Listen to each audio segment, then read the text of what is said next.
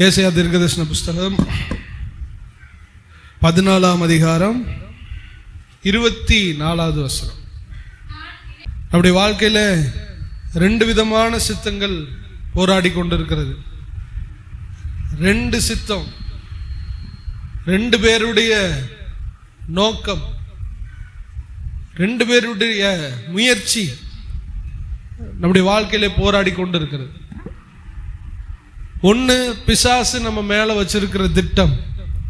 2வது, ஆண்டவர் நம்ம மேல வைத்திருக்கிற திட்டம். ஏன் அதை முதலாவது பிசாசுன்னு சொல்றேன்னா, நம் பூமியில வாழும்போது நம்மிடத்தில் அதிகமாய் போராடுகிறது பிசாசுடைய திட்டமாக இருக்கிறது. நம்ம வாழ்க்கையில் எப்படியாவது அவன் திட்டத்தை நிறைவேற்றிடணும், அவன் சித்தத்தை நிறைவேற்றிடணும் அப்படின்னு சொல்லி பிசாசு பலமாய் போராடி கொண்டிருக்கிறார். அதே வேளையில் ஆண்டவர் தம்முடைய சித்தத்தை நம்முடைய வாழ்க்கையில நிறைவேற்றும்படி அவர் போராடி கொண்டிருக்கிறார். இந்த 2 சக்திகளுக்கு நடுவே தான் நீங்களும் நானும் வாழ்ந்து கொண்டிருக்கிறோம். முடிவிலே என்ன நடக்கும்? ஆண்டவருடைய சித்தத்தின்படி செய்தவர்கள் பரலோக ராஜ்யத்துக்குள் பிரவேசிப்பார். பிசாசுடைய சித்தத்தின்படி செய்து முடித்தவர்கள் பிசாசுக்காகவும் அவனுடைய தூதர்களுக்காகவும் ஆயத்தம் பண்ணப்பட்ட இடத்திற்கு அவர்கள் தள்ளப்பட்டு போவார். இந்த 2ம் நடக்க போகுது.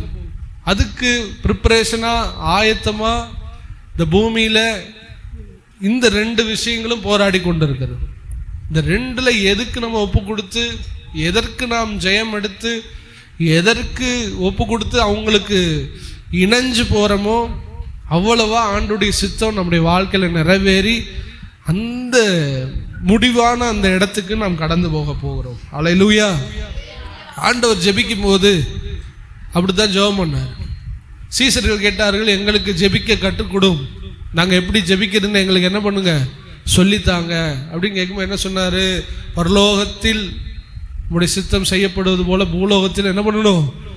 உம்முடைய நாமம் பரிசுத்தப்படுவதாக, உம்முடைய ராஜ்யம் வரட்டும். பரலோகத்தில் உம்முடைய சித்தம் செய்யப்படுவது போல பூமியிலையும் உம்முடைய சித்தம். அப்ப பரலோகத்தில் செய்யப்படுகிற சித்தம் ஆண்டவர் சித்தத்தின்படி எல்லாம் நடக்கிறது. ஆனால் பூமியில நம்ம வாழ்க்கையிலே அதை என்ன பண்ணணும்? நடக்கும். ஹல்லேலூயா. அந்த வசனத்தை எடுத்தவர்கள் வாசிக்கலாம்.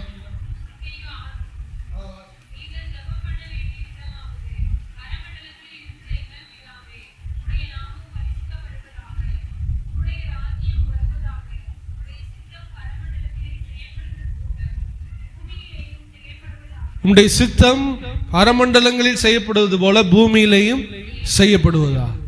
இப்ப பரலோகத்துல எப்படி அவருடைய விரல் அசைவுல எல்லாம் நடக்கிறதோ அப்படியே பூமியில நம்முடைய வாழ்க்கையில நடக்கணும். ஆண்டவர் இதுல என்ன விருப்பமா இருக்கிறாருன்னா, பிசாசுடைய சித்தம் மனுஷனுடைய வாழ்க்கையில நிறைவேறக்கூடாது, தேவனுடைய சித்தம் தான் நிறைவேற வேண்டும். அப்ப 2 பேருக்கு ஒரு போட்டி நிலவுகிறது. ஆண்டவர் அதுல ரொம்ப எரிச்சல் உள்ள தேவனா இருக்கிறார். நம்ம வாழ்க்கையில ஆண்டவருடைய சித்தம் தான் நிறைவேறணும். நான் ஃபர்ஸ்டே சொன்னபடி பிசாசு ஒரு சித்தத்தை வச்சு நம்மளை ஆக்டிவேட் பண்ணி நடத்திக்கிட்டு இருப்பான். நான் ஆண்டவர் தனக்கென்று ஒரு சித்தத்தை வச்சிருக்கிறார். அப்ப அதான் சீசர்களுக்கு ஜெபிக்கும் போது சொல்றாரு, ஆண்டவரே பரலோகத்தில் உம்முடைய சித்தம் செய்யப்படுவது போல பூமியிலையும் உம்முடைய சித்தம் செய்யப்படுவதான என்ன அர்த்தம்? பூமியிலையா? என்னுடைய வாழ்க்கையில சொல்லுங்க, என்னுடைய வாழ்க்கையில யாருடைய சித்தம் நிறைவேறணும்? ஆண்டுடைய சித்தம் நிறைவேற வேண்டும். அது எப்படியாவது நடக்கணும் அப்படின்னு தான் நம்ம ஜெபிக்கணுமா? ஆண்டவர் சொல்லுகிறார், நான் வாசித்த ஏசாயா தீர்க்கதரிசன வார்த்தையில சொல்லப்பட்டபடி ஆண்டவர் சொல்ற வார்த்தை நான் நிர்ணயித்திருக்கிறபடியே நடக்கும். அதுல எவ்வளவு ஒரு கர்வமா, எவ்வளவு ஒரு போல்டா அந்த வார்த்தையை சொல்றாரு பாருங்க. நான் நிர்ணயித்திருக்கிறபடியே நடக்கும். நான் என்ன நினைச்சனோ அதான் நடக்கும். நான் நினைத்திருக்கிறபடியே நடக்கும், நான் நிர்ணயித்திருக்கிறபடியே நிலை நிற்கும் என்று சேனைகளின் கர்த்தர் ஆணையிட்டு சொன்னார். அவர் என்ன நினைச்சாரோ அதான் நடக்கும். உங்க வாழ்க்கையில அதான் நடக்கும். நீங்க அப்படித்தான் ஜெபம் பண்ண போறீங்க. நீங்க பிறந்த உடனே, நீங்க ரட்சிக்கப்பட்ட உடனே பிசாசு தன் ட்ராக்கை பிடிச்சி உங்களுக்குன்னு ஒரு திட்டத்தை வச்சு அதனுடைய முடிவாகிய நரகத்தை டார்கெட் வச்சு உங்களை ஃபோர்ஸ் பண்ணுவான். ஆண்டவர் உங்களுக்கென்று ஒரு அழைப்பு அபிஷேகத்தை வச்சு கர்த்தர் உங்களுக்கு நித்திய ஜீவனை டார்கெட் பண்ணி உங்களை அவர் நடத்துவார். 2 ட்ராக், 2 பாதைகள், 2 பாதைகளுக்கு நடுவே நீங்களும் நான் நின்று கொண்டு இருக்கிறோம். ஆண்டவர் அதில் வைராக்கியமாக இருக்கிறார். என் பிள்ளைகளுடைய வாழ்க்கையில நான் நினைச்சதுதான் நடக்கணும், நான் நிர்ணயிச்சதுதான் நிலை நிற்கணும். பிசாசு இல்லை இல்லை, நான் இவர்களை அழிக்கணும், இவர்களை கொல்லணும், இவர்களை நரகத்துக்கு தள்ளணும். இது அவனுடைய ட்ராக். இது 2 கடையில மாட்டிக்கிட்டு இருக்கிறோம் நீங்களும் நானும். இது நிறைய பேருக்கு தெரியாது. ஆண்டவர் சொன்ன, ஆண்டவர் என் வாழ்க்கையில உங்க சித்தம் தான்ப்பா நிறைவேறணும். ஹல்லேலூயா. இதை நீங்க ஜெபம் பண்ணிக்கிட்டே இருங்க. பிசாசுடைய பிளான் உங்களுக்கு தெரியாது. உங்களுக்கு என்ன சொல்றது, இப்ப லைவா நடக்கிறது அவங்க தெரிஞ்சுக்கிட்டு இருக்கோம். உங்க எதிர்காலத்தை குறித்து பிசாசு ஒரு திட்டம் வச்சிருக்கிறான் தெரியுமா? நம்ம இதை மட்டும் தான் பேசுவோம். ஆண்டவர் என் எதிர்காலத்தை குறித்து ஒரு திட்டம் வச்சிருக்காரு. இல்ல, அது உண்மைதான். பிசாசு உங்களுக்கு உங்க எதிர்காலத்தை குறித்து ஒரு திட்டம் வச்சிருக்கிறான். நீங்க எதுல வீக் அவனுக்கு தெரியும். நீங்க எதுல விழுந்து போவீங்க அவனுக்கு தெரியும். நீங்க யாரை கொண்டு போராடுனா நீங்க சோர்ந்து போவீங்கன்னு அவனுக்கு தெரியும். எந்த மனப்பான்மை, எந்த கேரக்டர்ல நீங்க வீக்குன்னு அவனுக்கு தெரியும். வீக்கான இடத்தெல்லாம் பலப்படுத்த வேண்டியது உங்களுடைய என்னுடைய கடமை. இந்த மிலிட்ரியில் உள்ளவங்களை நீங்க விசாரிச்சு பாருங்க, உங்கள்கிட்ட பேசி பாருங்க. 7 எல்லைகள் நினைக்கிறேன், 7 எல்லைகள் இந்தியாவில் இருக்குது, பார்டர்ஸ். 7 எல்லைகளிலும் எப்பொழுதும் அலர்ட்டா இருப்பாங்க போர் வீரர்கள். அவ எதிரி சொல்லிட்டு வர மாட்டான், நான் இந்த நேபாள் எல்லையில வரப்போறேன், நான் காஷ்மீர் எல்லையில வரப்போறேன், நான் இந்த பர்மா எல்லையில இந்த பக்கம் வரப்போறேன், இந்த பஞ்சாப் எல்லையில வரப்போறேன்னு நான் சொல்லிட்டு என்ன பண்ண மாட்டான், வரமாட்டான். அவன் எந்த எல்லை வீக்கா இருக்குதோ அந்த எல்லைகளுக்குள்ள அவன் நுழைவான். அல்லேலூயா. எல்லைகளை நீங்களும் நான் என்ன பண்ணணும், பலப்படுத்தணும். எந்த வகையில நம்மோடு கூட போராடுவான், எந்த வகையில உங்களை அழிக்க திட்டம் போடுவான், எது வழியா அவன் நுழைவான், இதெல்லாம் ஒரு விசுவாசி கண்டறிந்து எப்பொழுது ஜெபம் பண்ணிக்கிட்டே இருக்கணும். அப்ப அந்த போர் வீரர்கள்ட்ட உள்ளது எப்பொழுதும் அலர்ட்டா இருப்பாங்க. 2வது எப்பொழுதும் ஃபிட்டா இருப்பாங்க. அலர்ட்டா இருக்கிறதுனால பிரயோஜனம் இல்லை, அலர்ட்டா இருக்கிறதுனால மட்டும் ஃபிட்டா என்ன பண்ணணும், இருக்கும். தூங்கி கொண்டிருந்தோமானால் எதிரி வரும்போது நாட்டை காப்பாற்ற முடியாது. அல்லது டெய்லி எடுக்க வேண்டிய ட்ரைனிங் 10 கிலோமீட்டர் அவங்க ஓடுவாங்க. டெய்லி எடுக்க வேண்டிய ட்ரைனிங் எடுக்கலைன்னா எதிரி வரும்பொழுது முழிச்சிருந்தாலும் ஓட முடியாது. அலர்ட்டா இருக்கணும், ஃபிட்டா இருக்கணும். ஹல்லேலூயா. இது 2 இருந்தா தான் எதிரியை நாம் ஜெயிக்க முடியும். இனி வருகிற காலத்துல பிசாசு அப்படித்தான் போராடும். ஆண்டவரோட கூட நல்லா இல்லாதவங்களுக்கு பிரச்சனையே கிடையாது.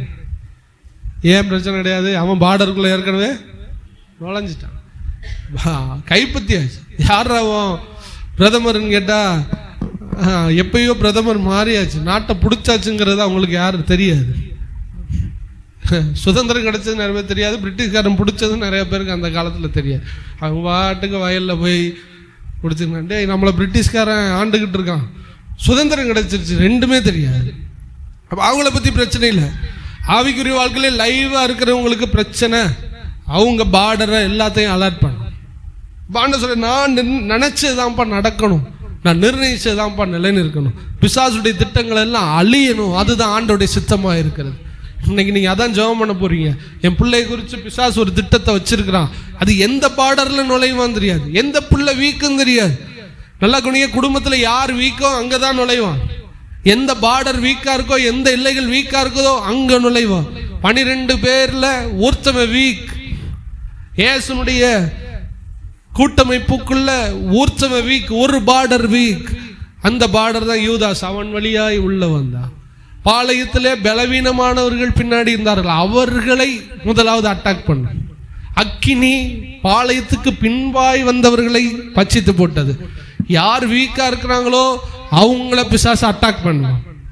உங்க குடும்பத்துல யாரோ ஒரு ஜபக்குறைவா இருப்பாங்க, அவங்க தான் உங்க பிரச்சனைக்குரியவர்கள். உங்க சபையில யாரோ விசுவாசம் இல்லாமல் குறைவா பின்மாற்றத்தில் இருப்பாங்க, அவங்க தான் உங்க பிரச்சனைக்குரியவர்கள். ஜபத்தில் இல்லாதவன், தேவனோடு இல்லாதவன் என்றைக்குமே விசுவாசிகளுக்கு பிரச்சனைக்குரியவன். சில பேர் ஏத்துக்கிறீங்க? அந்த பார்டர் அலாட் பண்ணணும். அதான் ஆண்டவர் சொன்னாரு, சரீரத்தில் பலவீனமானவைகளுக்கு அதிக கவனம் செலுத்தப்படும். எது அசிங்கமா இருக்கோ முகத்துல, அதுக்குத்தான் நிறைய அலங்காரம் தேவை. எது பலவீனமோ அந்த பார்டரை அலாட் பண்ணி அதை ஸ்ட்ராங் ஆக்கணும். குறைவானவைகளை நீ நிறைவாக்கணும். தீமோத்தேயுக்கு எழுதுகிற, நீ குறைவா இருக்கிறவங்கள எல்லாம் சரி செய். சபை எப்படி இருக்கு? ஆதாரமும் தூணுமாய் இருக்கிறது. அப்ப குறைவு உள்ளவங்களை எல்லாவற்றையும் சரியாக்கு. அப்போ உங்களுக்குள்ள என்னென்ன, உங்களுக்குள்ளேயும் பாவம் இருக்கும். அந்த வீக்னஸ் தான் பார்டர், பிசாசு நுழையிற இடம். உங்க குடும்பத்துல நீங்க சரியில்லையா, நீங்க தான் உங்க மூலமா தான் பிசாசு நுழைய போறான். உங்க ஊழியத்துல நீங்க சரியில்லையா, உங்க மூலமா தான் உங்க ஊழியத்தையே கெடுக்க போறான். இதான் பிசாசுடைய யுத்தத்தின் யுக்திகள். அதெல்லாம் தெரிஞ்சாதான் ஜெயிக்க முடியும். எத்தனை பேர் ஏத்துக்கிறீங்க? உண்மையா இல்லையா நான் சொல்றது? என்னென்னமோ சொல்றீங்க. அப்போ உங்க பிரதம மந்திரி வேற யாரோ உங்க நாட்டை பிடிச்சாச்சு. அதனால ரொம்ப கவனம் பாருங்க. ஆண்டவர் சொன்னா, நான் நினைச்சதான்ப்பா நடக்கணும், நான் நிர்ணயித்தது தான் நிலை நிற்கணும் அப்படின்னு சொல்லுகிறார். அப்ப ஆண்டவர் என் சித்தம் நிறைவேற ஜெபம் பண்ணுங்கப்பா அப்படின்னு ஜெபம் பண்ணிக்கிட்டே இருக்கணுமா? ஜெபம் பண்ணிக்கிட்டே இருக்கணும். நீ பாருங்களேன், ஆதாம் ஏவாளுக்கு என்று ஒரு திட்டம் இருந்தது. நம்ம அதை ஓரலா சொல்லி முடிக்கிறோம். ஆதாம் ஏவாளுக்கு ஒரு திட்டம் இருந்துச்சு. ஆனா பிசாசு அவங்களுக்கு ஒரு திட்டத்தை வச்சு கெடுத்து போட்டான். யார் இடம் கொடுத்தது? ஆதாம் ஏவாள் இடம் கொடுத்தார்கள், கெடுத்து போட்டாங்க. ஆண்டவர் பிளான் பி, எனக்குமே ஆண்டவர் பிளான் பி வச்சிருப்பார். ஒரு ஃப்ரெஷ்ஷா ஒரு சித்தம் வழுகி விழும்போது அங்கு காப்பாற்றக்கூடிய, சரி செய்யக்கூடிய இன்னொரு பிளான் பி ஒரு சித்தத்தை வைத்திருப்பார். அதான் இரட்சகராக இயேசு கிறிஸ்து பூமிக்கு வரும்போது வருகிற திட்டம். அவர் வந்தாலும், சிலுவையில் ரத்தம் சிந்தினாலும், அநேகருக்காக அவர் சிலுவையில் அடிக்கப்பட்டாலும் அது பிளான் பி. ஏனென்றால் எல்லாரும் ரட்சிக்கப்படவில்லை. ஆண்டவர் மனுக்குலமே தம்முடைய பிள்ளைகளாக இருக்கும்படி விரும்பினார். ஆனால் இவர்கள் தவறினதற்கு பின்போ ஒரு சிலர் இடுக்கமான வாசலுக்குள்ளே நுழையும்படி ஒரு சிலர் தான் உள்ளே வந்தார்கள். பிளான் பிக்கு போயிட்டார். பிளான் ஏ கரெக்டா இருந்திருந்தா இன்னைக்கு நீங்களும் நானும் எல்லாரும் பரலோக ராஜ்யத்துக்குரிய இந்த சாபம், இந்த நோய், இந்த பிரச்சனை, இந்த வறுமை, இந்த பகை, இந்த விரோதம் எதுவுமே இருக்காது. அதான் பிளான் ஏ. ஆனா வழுகி விழுகும் போது, தவறும் போது ஒரு பிளான் பி கர்த்தர் வைக்கிறார். ஹல்லேலூயா. ஆதாமுக்கு ஆண்டவர் வைத்தார்.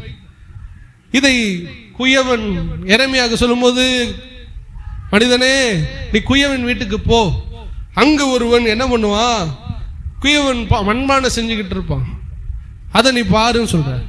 அவன் மண்பானை செய்து கொண்டிருக்கும் போதே, அவன் பாத்திரம் செய்து கொண்டிருக்கும் போதே கையில் இருந்து அது வழுவி கீழே விழுந்து உடைந்து போனது.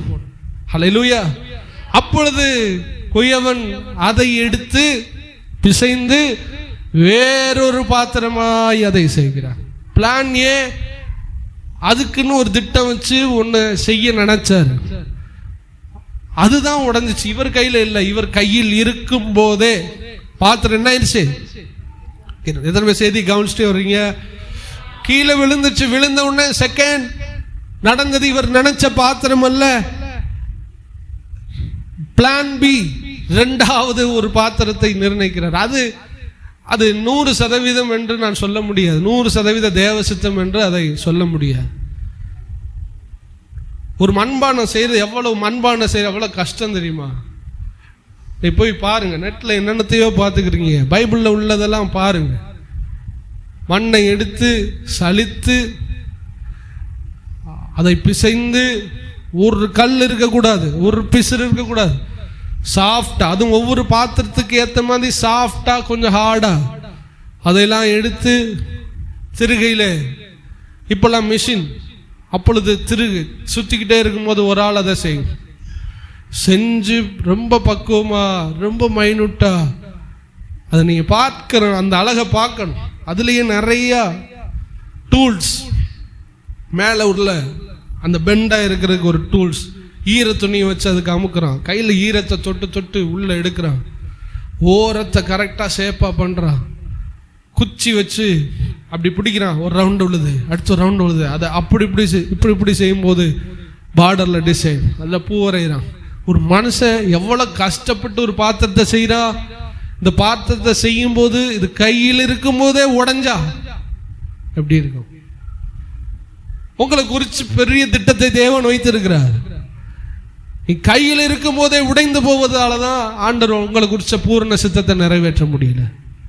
கையில் இருக்கும் போதே ஒரு பாத்திரம் உடைந்து போனது, அவன் அதை வேறொரு பாத்திரமாய் அதை வணைய ஆரம்பித்தான். பிளான் ஏ இவர் நினைச்சது, பிளான் பி சமாளிக்கிறதுக்காக ஒன்று செஞ்சது. இன்னைக்கு நம்ம ஆண்டவராக இயேசு கிறிஸ்து நம்மை ரட்சித்திருக்கிறார். உங்களுக்கு ஃப்ரெஷ்ஷாக ஒரு தேவ திட்டத்தை வச்சிருக்கிறார். அதுக்கு தான் நான் பாயிண்ட்டுக்கு வர்றேன். ஃப்ரெஷ்ஷாக ஒரு தேவ சித்தத்தை வச்சிருக்கிறார். தயவு செய்து அவர் கையில் இருந்து வழுவி போய் விட வேண்டாம். அதான் இன்னைக்கு நான் சொல்றேன். பிசாசு உங்களை உடைச்சு போடுவான். வாலிப தம்பிகள், வாலிப சகோதரிகள், தாய்மார்கள் எல்லாரும் கவனிங்க. வயது முதிர்ந்தவர்கள் கவனிச்சு பாருங்க. வயது முதிர்ந்து நிக்கிறீங்க, இதுக்கு மேல உங்களால பேச முடியுமா? இதுக்கு மேல உங்களால ஊழியம் செய்ய முடியுமா? இதுக்கு மேல உங்களால கர்த்தருக்காக வாழ முடியுமா? எத்தனை காலம் வாழ்ந்தோம்? உங்க வாழ்க்கையில ஆண்டவர் வச்ச சித்தத்தை நிறைவேற்றி வச்ச பிளான் ஏ, ஃப்ரெஷ்ஷா உங்க மேல வச்ச முதல் திட்டத்தை நிறைவேற்றினீர்களா? அல்லது திட்டத்தை நிறைவேற்ற முடியாமல் இருக்கிறீர்களா? இந்த மண்ணு இடம் கொடுக்கணும். அந்த பாத்திரத்தை செய்யறதுக்கு இந்த மண் இடம் கொடுக்கணும். இந்த மண்ணு உடையக்கூடாது. இதெல்லாம் இருந்தாதான் அவர் செய்ய முடியும். இங்க இருக்கிற எல்லாருடைய வாழ்க்கையிலையும் ஆண்டவர் வச்ச பிரதான நோக்கம் நிறைவேறணும். நோக்கம் என்று ஒன்று இருக்கிறது, பிரதான நோக்கம் ஒன்று இருக்கிறது. தேவ சித்தத்தின் மையத்திலே வைத்து கர்த்தர் உங்கள் வாழ்க்கையை நிறைவேற்ற வேண்டும். இதற்கு நீங்க போராடினது உண்டா? இதற்காக ஜெபம் பண்ணது உண்டா? என்னை குறித்த சித்தம் என்ன ஆண்டவரே? என்னை குறித்து பிசாசு ஒரு திட்டம் வச்சிருக்கிறானே, அது அவனுக்கு நான் இடம் கொடுத்துக்கிட்டு இருக்கிறேன்னா இல்லை நீங்க என் வாழ்க்கையில நடத்திக்கிட்டு இருக்கீங்களாப்பா அப்படின்னு நீங்க ஒவ்வொரு நாளும் ஆண்டவரையும் நோக்கி கேட்க வேண்டும். ஹல்லேலூயா. நான் விரும்புவது எல்லாருடைய வாழ்க்கையிலையும் பிளான் ஏ, ஆண்டவர் வச்ச முதல் திட்டம் நிறைவேற வேண்டும். கரங்களை வைத்து ஹல்லேலூயா சொல்லுங்க. உங்களை கெடுத்து போட்டு, உங்களை உடைச்சு போட்டு, நீங்க அழுது, நீங்க கெஞ்சி, சிம்சோனுக்கு அப்படித்தான். அவன் மேல வைத்த முதல் திட்டம், அவன் ரட்சகன். பைபிள்ல அவனை போல பராக்கிரமசாலி யாரும் இல்லை, ஆனா வீழ்ந்தான்.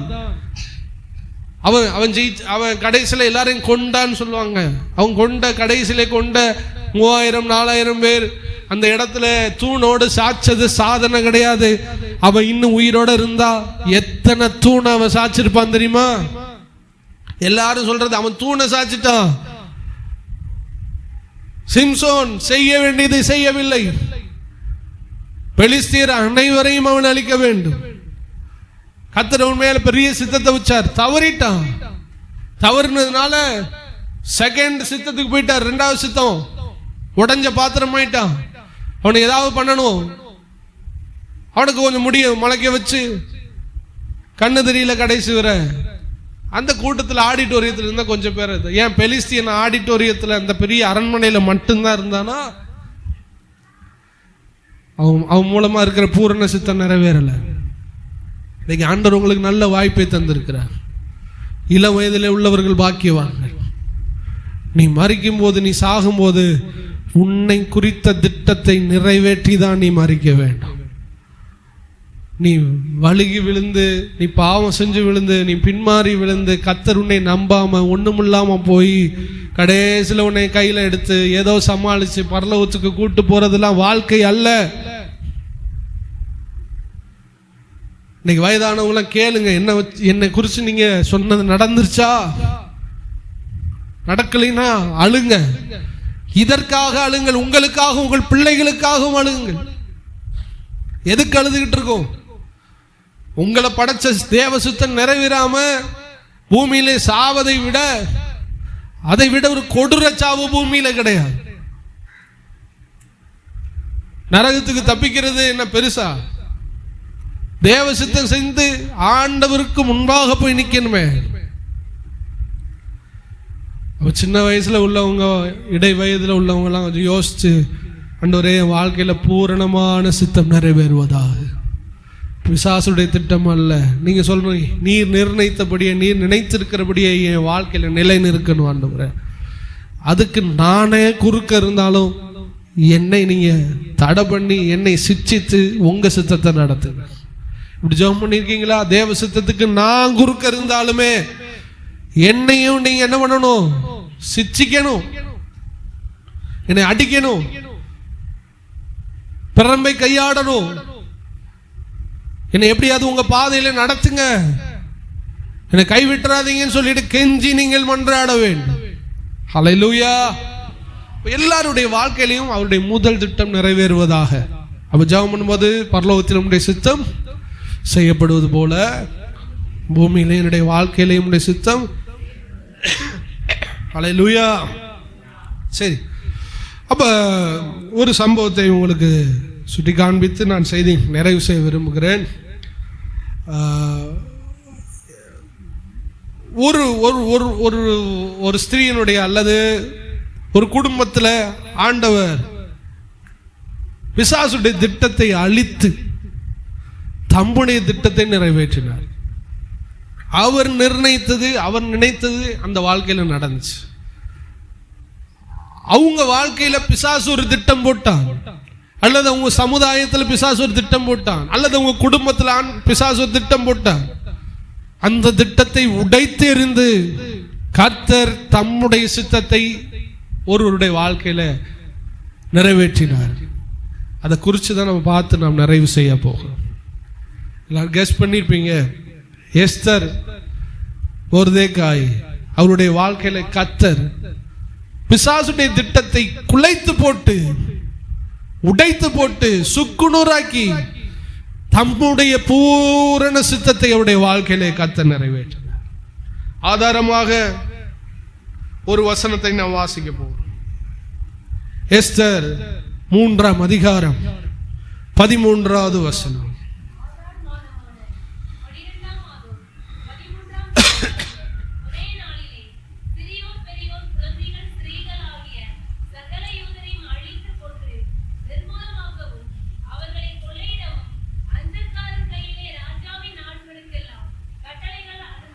நல்லா கவனிச்சிட்டே வாங்க.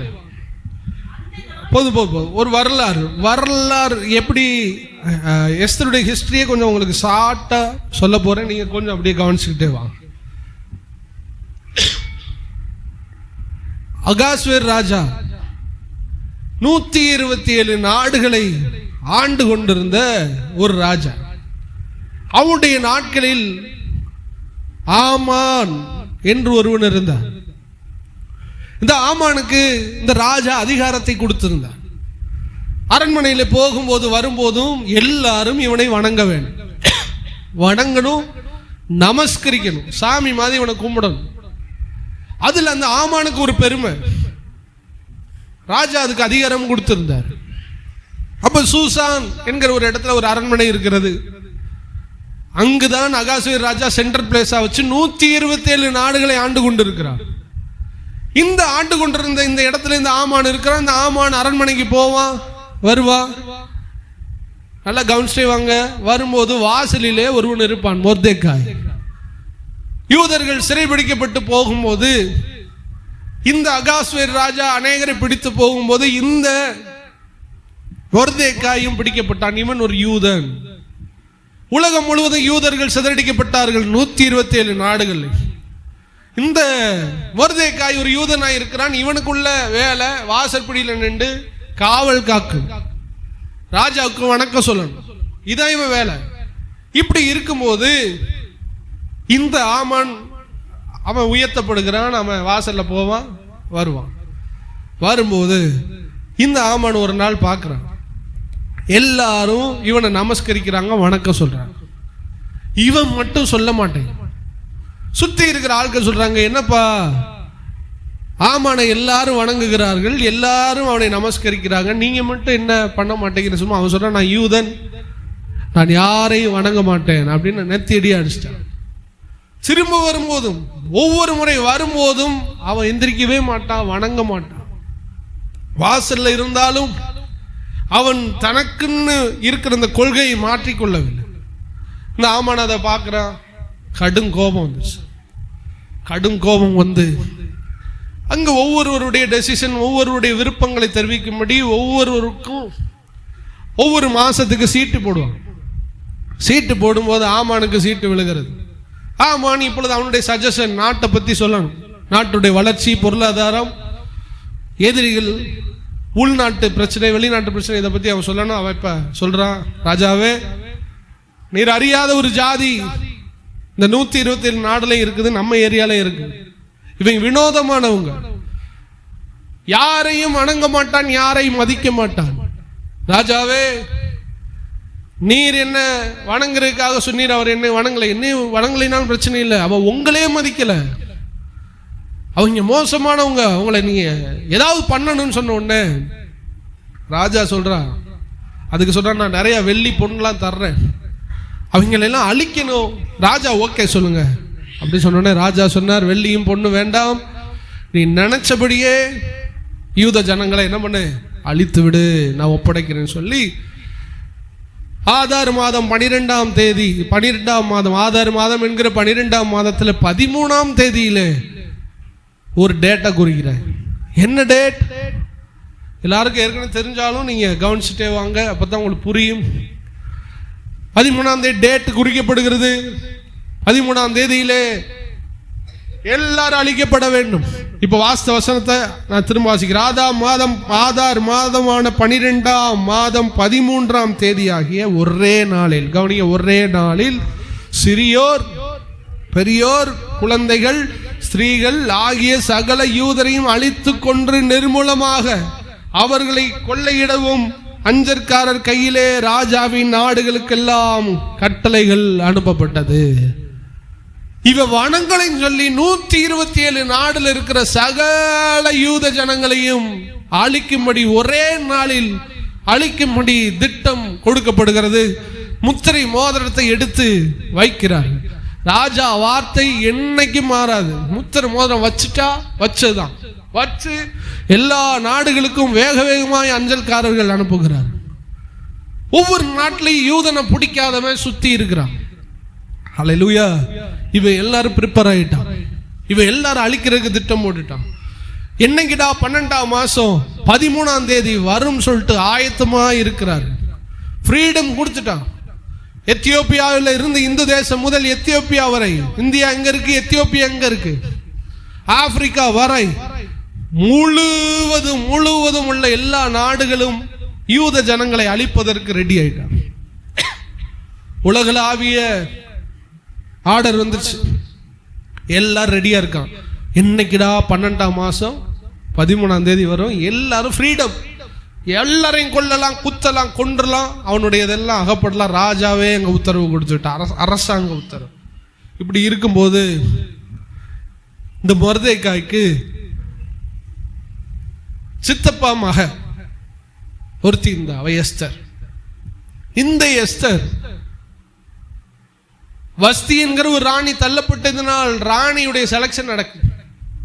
அப்ப இந்த செலக்ஷன்ல அப்படியே உள்ள போய் ஆண்டவர் கிருபையில ராணியாக மாறி உள்ளே இருக்கிறார். இவனுக்கு சித்தப்பா மக தங்கச்சி, ஆனா இவளை புள்ள அவங்க அப்பா அம்மா இல்லாதனால மகளா வளர்க்கிறார். வளர்த்து இப்ப அரண்மனையில இருக்கிறா. அப்பதான் இந்த சூழ்நிலை நடக்குது. நடந்த சூழ்நிலையை பார்த்து மொர்தெகாய் சட்டை கிழிச்சிட்டு வேதனை அடைஞ்சு எல்லா இடமும் சூசான் அரண்மனை, சூசான் நகரம் முழுவதும் கலங்கிட்டு. ஒரு கோத்திரத்தை அழிக்கணும் ஒரே நாள்னா சும்மா இருப்பானா? ஒரே நாள்ல நம்முடைய இனம் அழிக்கப்பட போகிறது. வாக்குத்தத்தம் எங்கே? ஆபிரகாம், ஈசாக்கு, யாக்கோபு பிதாக்கள் கொடுத்த வாக்குத்தத்தம் எங்கே? ஒரே நாள் அழிக்க போறான்னு சொல்லிட்டு எல்லாருடைய இருதயம் கலங்கி போனது. சூசான் நகரம் சொல்லுங்க கலங்கி போயிற்று. உடனே ராணி உள்ள இருக்கிறா. அங்க யாரும் கொழு மண்டது உள்ள போக முடியாது. மொர்தெகாய் வாசல்லையே போய் ரெட்டு உடுத்தி அழுதுகிட்டு இருக்கான். எல்லாரும் உபவாசித்து அழுக ஆரம்பித்தாங்க. எஸ்தர் கேட்கிறா ஆட்கள் அனுப்பி, யார் அழுதுகிட்டு இருக்கா? மொர்தெகாய், அவனுக்கு வேற ட்ரெஸ் கொடு, நல்ல ட்ரெஸ்ஸா. கொடுக்கும் போது வாங்க மாட்டேன்னு சொல்றான். என்ன பிரச்சனை? நகலை எடுத்து காமிக்கிறா. ஒரே நாளில் சிறியோர் பெரியோர் முதியோர் என்று 120 நாடுகளில் நம்முடைய இனம் அழிக்கப்பட போகிறது. அதனுடைய நகல் இந்தா, ஜெராக்ஸ் இந்தான்னு சொல்லிட்டு கையில கொடுக்குறான். பார்க்குறா, பார்த்துட்டு சொல்றா, ராஜாவை அவர் அனுமதி இல்லாம நாங்க என்ன பண்ண முடியாது, பார்க்க முடியாது. நாங்க போகும்போது பொற்கோலை அவர் நீட்டணும், நீட்டினா தான் நாங்க உள்ள போக முடியும். அதனால என்ன செய்யறதுன்னு தெரியலன்னு சொல்லும் போது மொர்தெக்காய் சொல்லுகிறான், நீ போய் நம்முடைய ஜனங்களை காக்க வேண்டும் என்றே கர்த்தர் உனக்கு இந்த பொறுப்பை கொடுத்திருக்கிறார். நீ அதை செய்யாவிட்டால் யூதருக்கு வேறு வழியாய் ரட்சிப்பு வரும். ஆனால் நீயும் உன் தகப்பன் வீட்டாருமோ அழிந்து போவீர்கள், கொஞ்சம் ஜாக்கிரதையாயிருன்னு சொன்னோடனே எஸ்தர் சொல்றா, நீங்க போய் 3 நாள் சூசான் நகரம் முழுவதும் இருக்கிற எல்லாரையும் ஃபாஸ்டிங் போட்டு நல்லா ஜெபம் பண்ண சொல்லுங்க, புசியாமலும் குடியாமலும். நான் போய் ராஜாட்ட போய் நிக்கிறேன்னு சொல்லிட்டு நேர 3 நாள் ஜெபம் நடக்கிறது. எஸ்தர் ராஜாவின் இடத்துல போய் நிற்கிறார். ராஜா கிருபையாய் கோலை அசைத்து, குமாரத்தியே ராஜகுமாரத்தியே உனக்கு என்ன வேண்டும் அப்படின்னு சொன்னோடனே, ராஜா நீ என்ன அனுமதிச்சிருக்கா, நன்றி. நாளைக்கு உங்களுக்கும் ஆமானுக்கும் ஒரு விருந்தை நான் என்ன பண்ணியிருக்கிறேன், வச்சிருக்கிறேன். நீங்க தயவு செய்து என்ன பண்ணணும், வரணும்னு சொன்ன உடனே அடுத்த நாள் ஆமான் எல்லாரும் விருந்துக்கு. இதுக்கு இடையில ஆமான் மொர்தெக்காயை கொல்லுவதற்கு ஒரு தூக்கு மரத்தை ரெடி பண்ணி வச்சிருக்காங்க. ஒரு மரத்துல தூக்கு போடுறதுக்கு ரெடி பண்ணி வச்சிருக்காங்க. எல்லாரும் சாகும்போது இந்த மொர்தெக்காயை மட்டும் அப்படியே தூக்கி தொங்க விட்டுறணும்னு அவர் ரெடியா பிளான் வச்சிருக்காங்க. இதான் பிசாசுடைய திட்டம். யூத ஜனங்களையும் எஸ்தரையும் மொர்தெக்காயும் குறித்து அழிக்கக்கூடிய திட்டத்தை பிசாசு தீட்டிக்கிட்டு இருக்கான். பரலோகம் ஒண்ண யாருடைய இது ஜெயிக்கும் சொல்லுங்க, அவர் நிர்ணயித்ததே நடக்கும். முடிஞ்சு உள்ள போறாங்க, விருந்துல சாப்பிடுறாங்க. ராஜா கேட்கிறாரு, ஆஸ்தியில பாதி நாள் தரேன், சொல்லு எஸ்தர் உனக்கு என்ன வேணும். நாளைக்கும் நீங்களும் ஆமானும் விருந்துக்கு கண்டிப்பா வரணும். அடுத்த நாள் ஆமானும் அவர்கள் வருகிறார்கள். சொல்லு எஸ்தர் என்ன வேணும், அமைதியா இருக்க, உனக்கு என்ன வேணும். ராஜா, நானும் என் ஜனங்களும் அடிமைப்பட்டவர்கள், அடிமையா இந்த தேசத்துக்கு வந்தோம். எங்கள் இனத்தை கொல்லுவதற்கு ஒருவன் காத்து கொண்டிருக்கிறான், திட்டம் வைத்துக் கொண்டிருக்கிறான். சொல்லிட்டு சொல்றா, நாங்க அடிமைப்பட்டு போறதை கூட எங்க கண்ணு பார்த்துரும், நாங்க சாகிறத எங்களால பொறுத்துக்கிற முடியாது. நாங்க அடிமையாயிட்டோம், நீசராயிட்டோம், ஒண்ணும் இல்லாம ஆயிட்டோம். இன்னைக்கு எங்க இனமே அழிய போகுது ராஜா அப்படின்னு கெஞ்சி மன்றாடிட்டு லாஸ்ட் ஒரு வேர்டு சொல்றா, எல்லாருக்குள்ள நஷ்டம் ஓகே, ஆனா நான் செத்தா, நான் ராணி, நான் செத்தா உங்களுக்கு நஷ்டம் சொன்ன உடனே ராஜா கேட்கிறாரு, இப்பேற்பட்ட ஒரு துஷ்ட காரியத்தை, பொல்லாத காரியத்தை செய்த மனுஷன் யார் சொல்லாம பாருங்க. விருந்துல சாப்பிட்டுக்கிட்டு இருந்தா மொர்தெக்காய், விருந்துல ஆமான் எல்லாரும் சாப்பிட்டுக்கிட்டு இருக்கும்போது டக்குன்னு பார்த்து சொன்னா, இந்த துஷ்ட ஆமா ஒரே போட்டு 127 நாடுகளை அழிக்க திட்டம் போட்டவன் இப்பொழுது கதிகலங்கி போய் அந்த இடத்துல நிற்கிறான். உடனே ராஜாவுக்கு கோபம் வந்து, இவனா ஏன்னா ராணியில கொள்ள போறாரு, டக்குன்னு எதிர்த்து கோபத்துல போயிட்டான். ராஜா கோபப்பட்டுட்டா, அங்க வேலை முடிஞ்சிச்சு, எந்திரிச்சு போயிட்டான். போன உடனே இவனுக்கு வேற வழி இல்லாம எஸ்தர் பெட்டில் உட்கார்ந்துருந்தான், காலை பிடிச்சிட்டான்.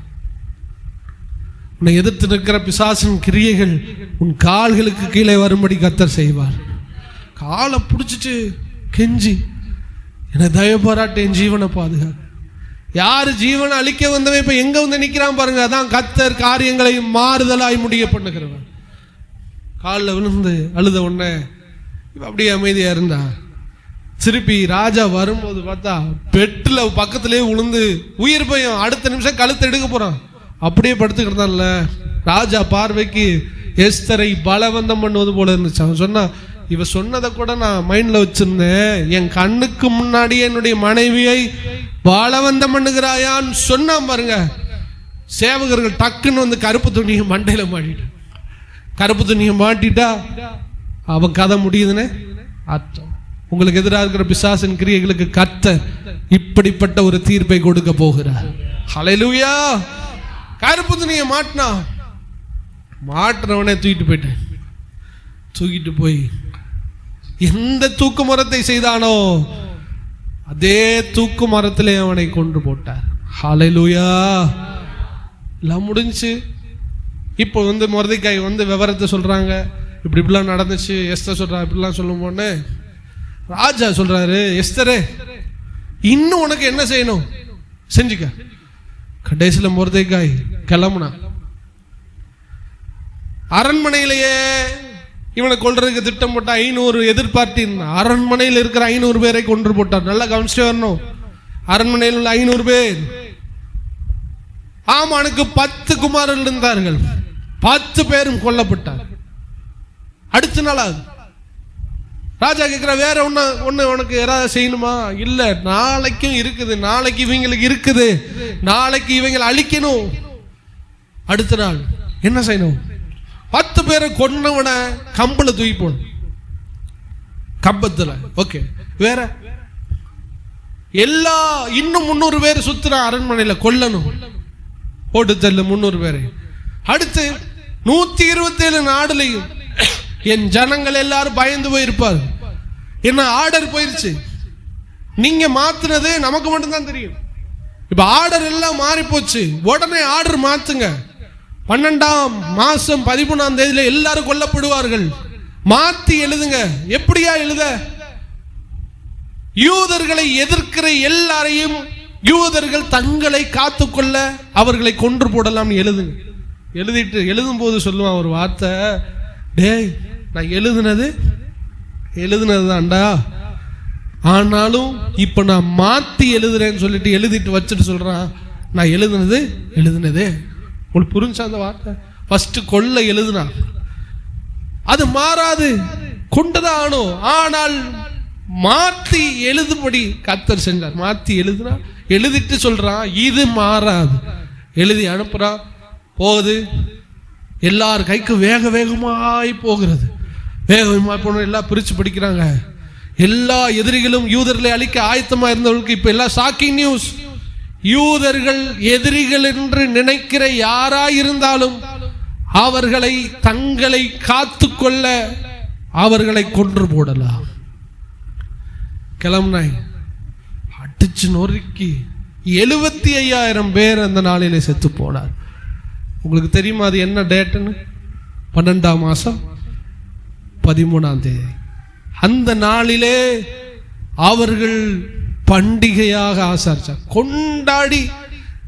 எதிரிகள் கொல்லப்பட்ட நாள் என்று எந்த நாளில் இவன் சாவேன் செத்து போவேன் என்று நினைச்சாங்களோ அதே நாளில் கர்த்தர் காரியங்களை மாறுதலாய் முடிய பண்ணி அவர்களை எல்லாரையும் கர்த்தர் அவங்க கையில ஒப்படைச்சாரு. அன்னைக்கு பெரிய திருவிழா அவங்க கொண்டாடினாங்க. கரங்களை வைத்து நாளிலையா சொல்லுங்களேன். இப்படிதான் அதனுடைய வரலாறு முடிகிறது. உங்களுக்கு கம்பேர் பண்ணி ஒரு 2 வசனமா பிசாசோட திட்டம் தேவன் அதை மாற்றினது, பிசாசோட திட்டம் தேவன் அதை மாற்றினது, பிசாசுடைய திட்டம் தேவன் அதை மாற்றினது. அந்த கம்பேரிட்டிவ் வசனத்தை காமிச்சு நாம் இப்பொழுது சீக்கிரமா இப்ப நம்ம ஜெபிக்க போகிறோம். ஃபர்ஸ்ட் பார்த்தீங்கன்னா எஸ்தர் 3:15 ஒருத்தர் வாசிக்கிறார்.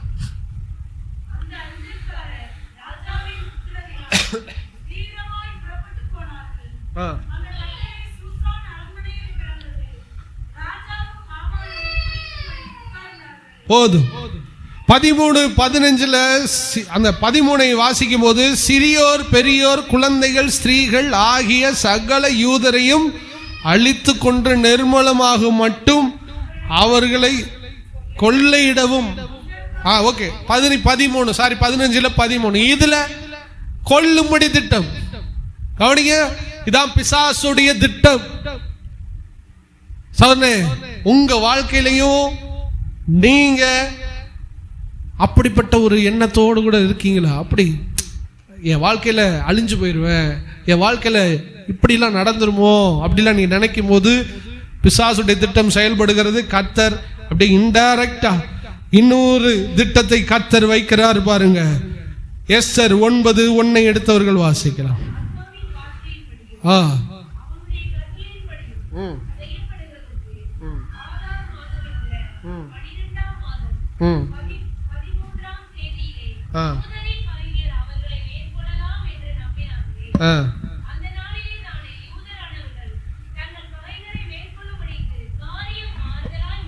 ஹல்லேலூயா. கரங்களை வைத்து ஹல்லேலூயா சொல்லுங்களேன். எந்த நாளில் அழிக்க திட்டம் போட்டானோ, தீவிரமாய் போனார்களோ, அதே நாளில் இந்த 9:1 வாசித்தபடி ஆதார் மாதம் 13ஆம் தேதியில் யூதரின் பகைஞர் அவர்களை மேற்கொள்ளலாம் என்று நம்பினார்களே, அந்நாளில் தானே யூதரானவர்கள் தங்கள் பகைஞரை மேற்கொள்ளும்படி காரியம் மாறுதலாய் முடிந்தது. உங்க வாழ்க்கையிலையும் உங்களை அழிக்க பிசாசு ஒரு திட்டம் வச்சிருப்பான். ஐயோ, இவ்வளவு பிரச்சனைகள் என்னை சூழ்ந்திருக்குதே, நான் அழிஞ்சிருவனோ, நான் கலங்கிருவனோ, என் வாழ்க்கை போச்சோ, தேதி குறிச்சாச்சு. சூழ்நிலை எல்லாம் பார்க்கும்போது அப்படிதான் இருக்குது. அவ்வளவுதான், நான் அழிஞ்சிருவேன். நான் பிசாசு வச்சிருக்கிற திட்டம் இது மாறுமா? ஆண்டவர் சொல்றாரு, மாறும். அதே தேதியில் தானே கர்த்தர் அவர்கள் பகைஞரை அவர்களுடைய கைகளிலே ஒப்பு கொடுத்தார். உங்க கையில கர்த்தர் நீ பயந்திருக்கிற காரியத்துல வெற்றியை உங்க கையில தரப்போகிறார். நம்புறவங்க எத்தனை பேர்? நீ எந்த காரியத்தை குறித்து பயந்து கொண்டிருக்கிறாய், நீ எந்த காரியத்தை குறித்து கலங்கி கொண்டிருக்கிறாய், அந்த தேதியில் தானே, அதே நாளில் தானே, அதே சூழ்நிலையில் தானே ஆண்டவராகிய தேவன் நிர்ணயித்தபடி உங்க வாழ்க்கையில் ஒரு நன்மையான விஷயங்கள் நடக்க போகிறது. ஆண்டவர் நமக்கு ஜெயத்தை தர போகிறார். ஹல்லேலூயா. 3:15 வாசிக்கும் போது அந்த கடைசி வேர்டை நீங்க பார்த்தீங்கன்னா, சூசான் நகரம் கலங்கிற்று. இவங்க அந்த செய்தியை கேட்ட உடனே சூசான் நகரம் கலங்கி போனும். இன்னைக்கு நிறைய பேருடைய வாழ்க்கை கலங்கி போயின்னு இருக்கிறது. அவங்களுக்கு வரலாறு சொல்லிட்டேன். இந்த 3 பாயிண்ட்டை மட்டும் சொல்லி நான் முடிக்க போறேன். ஃபர்ஸ்ட், உங்க வாழ்க்கையில பிசாசு ஒரு திட்டத்தை வச்சிருக்கிறான், அதை நிறைவேற்ற துடிக்கிறான். ஆண்டவர் சொல்றாரு, நான் அதை ஸ்டாப் பண்ணுவேன்பா. ஹல்லேலூயா. அதை நான் நிறுத்துவேன். அதே நாளில் தானே காரியத்தை மாறுதலாய் முடிய பண்ணுகிறவன். உங்க வாழ்க்கையில கர்த்தர் எத்தனை பேர் காரியத்தை மாறுதலா முடிய பண்றீங்க? கர்த்தர் உங்களுக்கு கர்த்தர் உதவி செய்ய உண்மையுள்ளவராய் இருக்கிறார். பயப்படாதீங்க, கர்த்தர் உங்களோட கூட இருக்கிறார். அதான் ஃபர்ஸ்டே சொன்னேன், பிசாசு உங்களை ஒரு மூவ் பண்ணிக்கிட்டு இருப்பான். அதெல்லாம் கர்த்தர் மாத்தி உங்களை நல்ல வழியில கொண்டு போய் நிறுத்துவார். நீங்க ஆண்டரோட மட்டும் இருங்க. பிசாசு நினைச்சது நடக்கவே நடக்காது. உங்க குடும்பத்துல ஆண்டவர் நினைச்சதுதான் நடக்கும். இங்க சூசான் நகரம் கலங்கிற்று. இருதயம் என்ன ஆயிடுச்சு? கலங்கி போச்சு. பிரச்சனை வந்த உடனே கலங்கி போச்சு, கலக்கம் ஆயிடுச்சு, முடியல. இந்த கலக்கத்துக்குள்ள கொண்டு வர்றவன் பிசாசு. ஆனால் ஆண்டவர் நமக்கு வைத்திருக்கிற தேவ சித்தமோ, ஆண்டவர் நமக்காக வைத்திருக்கிற காரியமோ, எஸ்தர் 8:15 சூசான் நகரம் முழுவதும் இப்பொழுது ஆர்ப்பரித்து மகிழ்ந்தது. இந்த கம்பேர் பண்ற 2 வசனத்தை நீங்க பாருங்க. ஃபர்ஸ்ட், சிறை பிடிக்க கொள்ளுவதற்கு திட்டம் தீட்டப்பட்ட ஒரு நாள், அதே நாளில் காரியம் மாறுதலாய் முடிந்தது. 2வது, சூசான் நகரம் கலங்கிற்று, இப்பொழுதோ ஆர்ப்பரித்து மகிழ்கிறது. உங்களை கலங்க வைக்கிறது பிசாஸ். ஹல்லேலூயா. நீங்க கலங்கிக்கிட்டே இருப்பீங்கன்னு நினைக்காதீங்க. கர்த்தர் ஒரு நாள் உன்னை மகிழ்ந்து பூரித்திருக்கும்படி கர்த்தர் செய்ய போகிறார். நீ ஆர்ப்பரித்து மகிழ போகிறாய். இப்படியே நீ கலங்கி கொண்டிருக்கும்படி கர்த்தர் விட மாட்டார். நீ செய்தி அதுதான். உங்களுக்கென்று ஒரு பிசாசு உன்னை வச்சு உன்னை கலங்க பண்ணணும், உங்க காரியத்தை கெடுத்து போடணும், உங்களை அழிக்கணும். எனக்கு இந்த நாளை நினைச்சா பயமா இருக்குது, எனக்கு இந்த வருஷத்தை நினைச்சா பயமா இருக்குது, எனக்கு வருஷத்தின் கடைசி நினைச்சா பயமா இருக்குது, என் குடும்பத்துல இந்த சூழ்நிலையினுடைய பிரச்சனை எல்லாம் முத்தி என்னைக்கு வருமோ அன்னைக்கு எனக்கு பயமா இருக்குது, என் பிள்ளைகளை நினைச்சு பயமா இருக்குது, என் பிள்ளைகளுடைய திருமண காரியத்தை நினைச்சு பயமா இருக்குது. ஏதோ ஒரு சூழ்நிலையை நினைச்சு நீ பயந்து கொண்டு இருக்கிறாய். என்ன நடக்குமோ தெரியாது. அது போற வழியை பார்த்தா, அந்த பாதையை பார்த்தா பிசாசு தான் ட்ராக் பிடிச்சு போறான். அவன் அங்க கொண்டு போய் நிறுத்திடுவானோ, நான் பயந்த காரியம் எனக்கு நடந்துருமோ, இதுவரை சாதகமா அவனுக்கு தான் நடந்துகிட்டு இருக்குது. நான் என்ன செய்வேன். அவனுக்கு அப்படிதான் நடந்துச்சு. ஆனாலும் கர்த்தர் காரியத்தை மாறுதலாய் முடியப்படும். ஆமான் போடுற திட்டத்தை அழிப்பதற்கு பரலோகத்தில் ஒரு திட்டம் இருக்கிறது. உங்க சூழ்நிலைகளை சுட்டி காண்பித்து உங்களை அழிக்கிறதுக்கு ஒரு சூழ்நிலை இருக்கலாம். இதை விட பெரியவர் நமக்குள்ள இருக்கிறார். இதை விட ஆளுகை செய்கிறவர் நம்மோடு கூட இருக்கிறார். பரலோகத்திலிருந்து ஒரு அசைவு வராவிட்டால் உங்க வாழ்க்கையில ஒன்று போய் நடக்காது. எத்தனை பேர் நம்புறீங்க? இன்னைக்கு இதை ஆணித்தரமா உங்கள் இருதயத்தில் பதித்து கொள்ளுங்க. சில டேட், சில மாசம், சில சூழ்நிலை, சில சம்பவம் இதெல்லாம் நினைச்சு கலக்கமா இருக்கு. அந்த நாளை நினைச்சாலே பயமா இருக்கு. இந்த பிள்ளைங்களுக்கு 1ஆம் தேதி எக்ஸாம் தான் சொன்னா பயமா இருக்குங்களா? இல்ல தூக்கு தண்டனை கைதிக்கு உனக்கு 5ஆம் தேதி தூக்குன்னு சொன்னா பயமா இருக்கும்ல? நான் சொல்ற புரியுதா? இது மாதிரி சில நிறைய பேர் தூக்கு தண்டனை கைதியை போல சில விஷயத்துக்கு பயப்படுறீங்க. சில பேர் எக்ஸாமுக்கு பயந்த மாதிரி பயப்படுறீங்க. சிலது அந்த சூழ்நிலை கண்டு பயப்படுறீங்க. என்ன நடக்குமோ நான் மாட்டிக்கிட்டேன், அவ்வளவுதான். ஒன்னேன்னு யோசித்து பாருங்க. இதுவரை கைவிடாத தேவன் இனியும் கைவிட மாட்டார். இன்னைக்கு உங்களை தொட்டு பாருங்க. நீ இப்ப வரை உயிரோட இருக்க, நீ இன்னும் உயிரோட இருப்ப. கர்த்தர் உயிரோட வைப்பார். இதுவரை உங்க குடும்பம் நிக்குது, இனியும் உங்க குடும்பம் நிக்கும், அழியாது. நிறைய நம்ம அறிவில்லாதனால சங்காரம் ஆயிட்டோம். இந்த வசனத்தை வச்சு ஜெபம் பண்ணுங்க. என் வாழ்க்கையில பிசாசு என்ன திட்டம் போட்டாலும் அது பழிக்க கூடாது. சொல்லுங்க, பழிக்க கூடாது. அது செயலிழந்து போவதாக. இப்படி ஜெபம் பண்ணுங்க. பச்சை பிள்ளை ஜெபத்துல மாத்துங்க. கிருபை நிறைந்தவரே, இரக்கம் உள்ளவரே அப்படின்னு சொல்லிக்கிட்டு இருக்க கூடாது. இயேசுவின் நாமத்தினால் எனக்கு எதிராக இருக்கிற பிசாசின் திட்டங்கள் அழிவதாக, அழிவதாக. ஆண்டவரே, உம்முடைய காரியம், உம்முடைய சித்தம் என் வாழ்க்கையிலே நிறைவேறுவதாக. ஒரே நாள்ல எப்படி நினைச்சு பார்த்தீங்களா? சிறியோரையும் பெரியோரையும் கொண்டு கொள்ளையிடுவானா? ஒரு நாள்ல ஓட ஓட கொண்டு போட்டான். சொன்னவனும் கிடையாது, சொன்னவன் பிள்ளையும் கிடையாது, எதிர்த்தவன் ஒருத்தவனும் கிடையாது. திருவிழா கொண்டாட்டம் தான் அன்னைக்கு. சூசான் நகரம் கலங்கினது ஒரு டேட்டை நினைச்சு. அதே டேட்டில் சூசான் நகரத்துல திருவிழா கொண்டாட்டம். அதான் ஆனந்த துதி ஒளி கேட்கும், ஆடல் பாடல். அவன் குறிச்ச டேட்ல கர்த்தர் திருவிழா வைப்பார், செலிப்ரேட் பண்ண வைப்பார். மகிழ்ச்சியும் சந்தோஷமும் ஆனந்த சத்தமும் நம்முடைய வாயிலிருந்து புறப்படும். நான் ஆபத்து காலத்தில் என்னை நோக்கி கூப்பிடு, நான் உன்னை விடுவிப்பேன். நீ என்னை, நீங்க அழுதுகிட்டு இருக்கணும்னு ஒரு டேட்டை குறிச்சானா பிசாசு. அந்த டேட்ல கர்த்தர் உன்னை ஆர்ப்பரிக்க வைக்க போகிறார். ஹல்லேலூயா. நீ வீழ்ந்துரு நினைச்சீங்களா? அந்த டேட்ல தான் நீ எந்திரிச்சு நிக்க போற. 10 பிள்ளைகள் கொல்லப்பட்டார், முழுவதும் கொள்ளையிடப்பட்டார். எல்லாரும் அடிச்சு நாசம் பண்ணிட்டான்.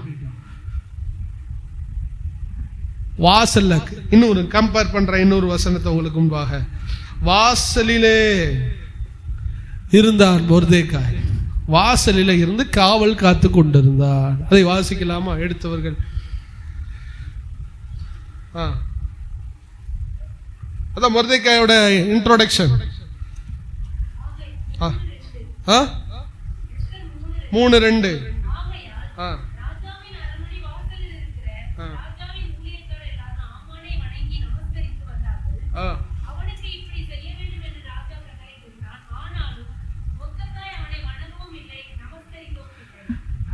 எங்க உட்கார்ந்துருக்கா சொல்லுங்க? அரண்மனை வாசல். உங்களுக்கு கம்பேர் பண்றேன். இவன் வாசல்லே உட்காரணும். ஒரு பிச்சைக்காரனை போல கடைசி வரை வாழ்க்கை இருக்கு. இதான் யாருடைய திட்டம்? பிசாசுடைய திட்டம். ஃபர்ஸ்ட் இவன் அழியணும், அடுத்து கலங்கணும், அடுத்து இவன் வறுமையிலேயே வாடணும். இதான் பிசாசுடைய பிளான். ஆனா பரலோகத்துடைய பிளான் 9 நாளை வாசிக்கும் போது நான் வாசிக்கிறேன். மொர்தெகாய், எல்லாரும் எடுத்துக்கொள்ளுங்கள். எஸ்தர் 9:4. மொர்தெகாய் ராஜாவின் அரண்மனையில் பெரியவனாய் இருந்தான், அவனுடைய கீர்த்தி எல்லா நாடுகளிலும் பிரசித்தமாயிற்று. இந்த மொர்தெகாய் என்பவன் மென்மேலும். ஹல்லேலூயா. உங்களுக்கு காமிச்சிட்டேன். நம்ம இப்ப ஜெபிக்க போறோம். அழிக்கப்படுகிற அதே நாளில் அவர்கள் அழிந்தார்கள். கலங்கின அதே இடத்தில் ஆர்ப்பரித்தார்கள். கொள்ளையிடுவேன் என்று சொன்னான், கொள்ளையிட்டார்கள். வாசலிலே இருந்தான், இப்பொழுது மென்மேலும் பலத்தவனான. ரெண்டையும் இப்படி ஒன்று இப்படி ஒன்று வச்சுட்டு யோசி. இதுதான் பரலோகத்தில் உம்முடைய சித்தம் செய்யப்படுவது போல என்னுடைய வாழ்க்கையில் கலங்கிறது தேவ சித்தம் அல்ல. ஃபர்ஸ்ட் புரிஞ்சுக்கிறீங்க. நீ ஏதோ அழுதுகிட்டு கலங்கிக்கிட்டு இருக்கீங்கன்னா இது தேவ சித்தம், இது ஒரு அடிமைத்தனம். இதுல இருந்து வெளியில வந்துருங்க. பயமுறுத்துதல் பயப்படுதல் தேவனுடைய சித்தம் அல்ல. இதை விட்டு வெளியில வந்துருங்க. நீ வாசலில இருப்பது தேவனுடைய சித்தம் அல்ல. இதை விட்டு வெளியில வந்துருங்க. நீ சந்தோஷமா இருக்கணும், நீங்க ஜெயிக்கணும், நீங்க வாழணும், நீங்க ஆர்ப்பரிக்கணும். அதான் ஆண்டவருடைய சித்தம். இதை கேட்குற அன்னையுடைய வாழ்க்கையில கர்த்தர் காரியத்தை மாறுதலாய் முடிக்க பண்ண போகிறார். நீங்க தாழ்ந்து போறீங்களா? கர்த்தர் இந்த நாளில் உங்களுக்கு அவருடைய சித்தத்தை நிறைவேற்றி உங்களை உயர்த்த போகிறார். பிளான் பி வேண்டாம், நமக்கு பிளான் ஏ. என் வாழ்க்கையில அவர் நிர்ணயிச்சது நடக்கணும். எல்லாரும் அப்படியே எழுந்திருப்போம். எழுந்திருந்து இன்னைக்கு நீங்க ஜெபம் பண்ண போறீங்க. ஆண்டவரே, என் வாழ்க்கையில உங்களுடைய சித்தம் நிறைவேறட்டும். என்னை அழிக்க பிசாசு ஒரு தேதியை குறித்து இருக்கிறான் அப்பா. என் பிள்ளைகளை அழிக்க ஆண்டவரே ஒரு நாளை குறித்து வைத்திருக்கிறார். இந்த நாள்ல உன்னை நிந்தைக்குள்ள அவமானத்துக்குள்ள நீ போவ, உன் குடும்பம் அழியும். நான் அப்படி ஒரு பிளான் வச்சிருக்கிறேன், நான் அப்படி ஒரு திட்டத்தை வச்சிருக்கிறேன். அந்த நாள்ல நான் நாசம் பண்ணி, சின்ன பசங்க போகட்டும், பெரியவங்க இருந்து ஜெபம் பண்ணிட்டு போங்க. மணி 10:45 கூட ஆகல. யாரும் வெளியில போக கூடாது. கொஞ்சம் ஜெபம் பண்ணிட்டு ஆசீர்வாதத்தை வாங்கி ஜெபம் பண்ணி கடந்து போகும்படி நான் கேட்டுக்கொள்கிறேன். ஹல்லேலூயா, ஹல்லேலூயா. தகப்பனே, கொஞ்ச நேரம் ஒப்புக்கொடு ஜெபம் பண்ணுங்க. எல்லாரும் எழுந்திருப்போம், எல்லாரும் எழுந்திருப்போம். ஹல்லேலூயா, ஹல்லேலூயா, ஹல்லேலூயா, ஹல்லேலூயா. ஆமென். எந்த நாளிலே உன் குடும்பம் அழிந்து போகும் என்று நீ எதை நினைத்து கலங்கி கொண்டிருக்கிறாய் சகோதரனே, சகோதரியே, அதே நாளில் கர்த்தர் உன் எதிரியை உன் கையிலே ஒப்பு கொடுப்பார். நல்லா கவனிங்க. ஹல்லேலூயா. யூத ஜனத்தை அழிக்க பிசாசுடைய திட்டம். ஆனால் யூதர்கள் பிசாசு திட்டத்தை அழித்து அந்த எதிரிகளையும் அழித்து கொன்று போட்டார்கள். ஹல்லேலூயா. எவ்வளவு பெரிய ஆண்டவர்! சிரிப்பார், மேல இருந்து சிரிப்பார், நகைப்பார். 2ஆம் சங்கீதம் அப்படிதான் சொல்லுது. ராஜாக்கள் எனக்கு விரோதமாய் ஆலோசனை பண்ணுவார்கள், பரலோகத்தில் இருக்கிறவர் நகைப்பார். சிரிப்பு வருது அவருக்கு. டே சின்ன பசங்களா, என்னடா திட்டம் போட்டுக்கிருக்கீங்க? பரலோகத்தை ஆளுகிற என் கையில நான் சொல்றதாப்பா நடக்கும் வாழ்க்கையில. உங்களை பார்த்து சிரிப்பார். இவன் சொல்றதெல்லாம் கேட்டு நீ பயந்துகிட்டு இருக்கியப்பா. உன்னை படைச்சவர் நான் மேல இருக்கிறேன், பரலோகத்தில் இருக்கிற அவர் நகைப்பார். ஹல்லேலூயா, ஹல்லேலூயா. என்னை ஜெபம் பண்ண போறீங்க. ஆண்டவரே, என் வாழ்க்கையில பிளான் ஏ நீங்க வச்ச பூரண திட்டம் நிறைவேறணும். ஆண்டவரே, நான் விழுந்து உடைஞ்சு புது பாத்திரமாலாம் வேண்டாம். என்னை நீங்க புது பாத்திரமா அல்ல, என்னை நீங்க என்ன நோக்கத்துக்காக படைச்சீங்களோ அது நிறைவேறன்னு சொல்லி ஜெபம் பண்ணுங்க, ஜெபம் பண்ணுங்க. உங்க வாழ்க்கையில உங்களை பற்றி ஆண்டவர் நிறைய சித்தம் வச்சிருக்கிறார். இங்க இருக்கிற அநேகருக்கு சித்தம் இருக்கிறது.